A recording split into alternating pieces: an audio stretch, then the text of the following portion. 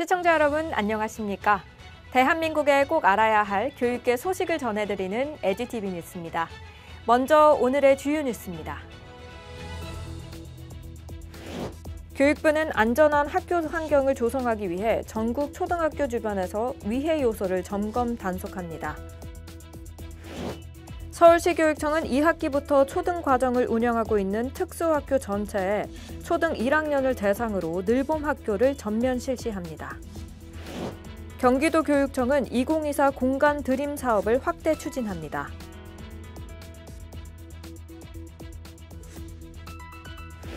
세종시교육청은 세종 마을 교사를 대상으로 응급처치 및 성폭력 아동학대 예방 연수를 실시했습니다.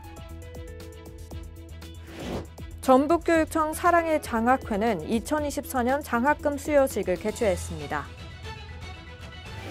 태안군은 관내 다문화 가정 자녀들의 올바른 성장을 돕기 위해 부모 양육지도 프로그램을 운영합니다.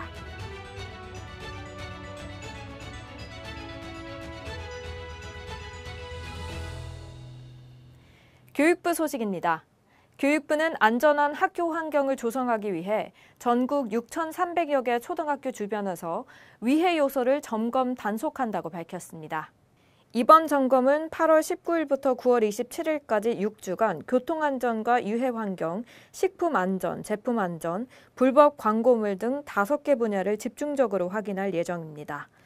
특히 학교 인근 공사장과 어린이 보호구역 내 교통법규 위반, 청소년 유해환경 단속, 학교 급식 위생 점검 등이 중점적으로 이루어질 것입니다. 또한 학교 주변에서 불법으로 판매되는 어린이 제품에 대한 단속과 노후 간판 정비도 병행해 학생들의 안전을 강화할 계획입니다.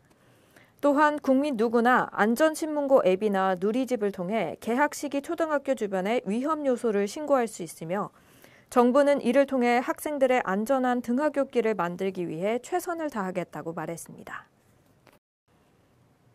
서울시교육청 소식입니다. 서울시교육청은 2학기부터 초등과정을 운영하고 있는 특수학교 전체에 초등 1학년을 대상으로 늘봄 학교를 전면 실시한다고 밝혔습니다. 늘봄 학교 도입을 앞두고 장애 학생 배제나 늘봄 공간 부족, 지원 인력 확보 문제 등 특수교육 현장의 우려가 제기되었으나 서울시교육청은 이를 선제적으로 대응했습니다. 서울시교육청은 지난 2월부터 특수학교 교장단 회의와 늘봄 추진단 TF를 구성해 연구와 시범 운영을 진행했고 30억 2,800만 원의 예산을 확보해 아동 친화적 환경과 늘봄 프로그램을 준비했습니다. 또한 14개 지역기관과 협력해 양질의 프로그램을 발굴하고 특수학교의 업무 부담을 덜기 위해 258명의 전문 강사 인력풀을 구축했으며 늘봄 실무사, 늘봄 전담사, 특수교육실무사 등 전담 인력을 미리 확보해 교사들의 행정 업무 부담을 줄였습니다. 조희영 교육감은 앞으로도 통합교육 구형과 특수학교 늘봄 학교의 안정적 추진을 위해 최선을 다할 것이라고 밝혔습니다. 경기도교육청 소식입니다.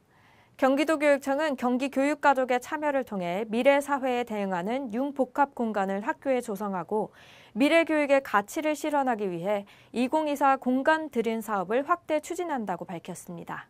공간 드림 사업은 학생과 교직원, 학부모 등 사용자가 주도하는 참여 설계를 통해 학교 공간을 조성하는 사업으로 초등학교, 중학교, 특수학교를 대상으로 합니다. 이 사업은 사용자 의견 수렴, 공간 설계, 공사 등의 순서로 진행됩니다.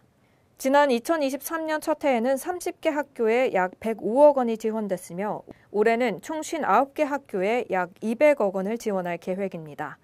주요 조성 공간으로는 학생 활동 공간, 어울림터, 학생 쉼터, 열린 북카페 등이 포함되어 있습니다. 세종시교육청 소식입니다. 세종시교육청은 지난 16일과 19일 세종청사에서 세종마을 교사 60여 명을 대상으로 응급처치 및 성폭력 아동학대 예방 연수를 실시했습니다. 이번 연수는 세종마을 교사들이 아동 성희롱, 성폭력, 아동학대 등 다양한 사례를 통해 성인지 감수성과 응급상황 대처 능력을 강화하기 위해 마련됐습니다. 교육 내용으로는 성인지 감수성 이해, 아동학대 유형, 응급처치 및 심폐소생술 실습 등이 포함됐습니다. 세종시교육청은 이론과 실습을 병행해 실제 상황에 효과적으로 대응할 수 있도록 교육을 진행했으며 세종교육공동체 구성원으로서의 협력적 관계를 강조했습니다. 전북교육청 소식입니다. 전북교육청 사랑의 장학회는 지난 19일 전북교육청에서 2024년 장학금 수여식을 개최했습니다. 이번 장학금은 학업 우수 장학생, 꿈 키움 장학생, 재능 우수 장학생 등 3개 분야에서 도내 초중고 특수학생 1,098명을 선발해 총 5억여 원이 지급됐습니다. 이는 1982년 장학회 설립 이래 역대 최대 지급액으로 지난해 대비 2.6배 증가한 규모입니다. 수여식에는 장학생과 학부모, 인솔교사 등 150여 명이 참석해 장학증서를 수여받고 축하를 나눴습니다. 유정기 부교육감은 지역 인재들이 학업에 전념할 수 있도록 지원하는 것이 교육청의 역할이라며 지속적인 장학 사업을 통해 학생들의 성장을 적극적으로 지원하겠다고 밝혔습니다. 태안군 소식입니다. 태안군은 관내 다문화 가정 자녀들의 올바른 성장을 돕기 위해 부모 양육 지도 프로그램을 운영합니다. 군은 이달부터 11월까지 총 8회에 걸쳐 태안군 가족센터 내 놀터에서 유아 및 초등 자녀를 둔 다문화 가정 부모 10명을 대상으로 자녀 양육 무엇이든 물어보세요 프로그램을 진행하고 있다고 밝혔습니다. 이번 프로그램은 건강한 양육 환경 조성과 다문화 아동들의 긍정적 정서 함양을 목표로 전문 상담사와 놀이 지도사를 초청해 부모를 대상으로 양육 상담과 놀이 지도를 제공합니다. 특히 집단 상담을 통해 부모의 잠재의식과 심리 상태를 파악하고 맞춤형 양육 방법을 지도하며 자녀와의 소통에 어려움이 있는 가정에 대해서는 1:1 상담을 추가로 진행할 계획입니다. 이어서 교육계 행사 이모저모입니다.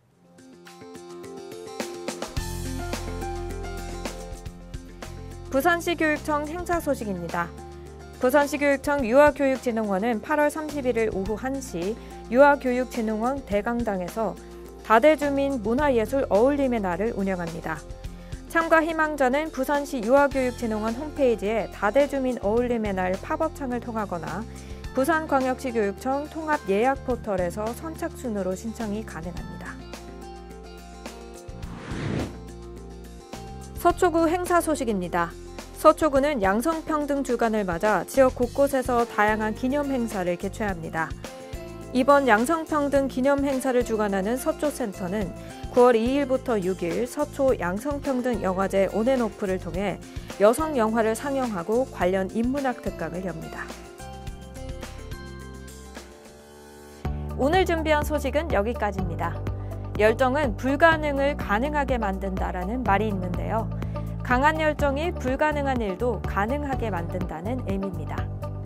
내일도 더 풍성한 교육계 소식들로 여러분들을 찾아뵙겠습니다. 이상으로 에듀티비 뉴스를 마칩니다. 시청해주신 여러분 고맙습니다.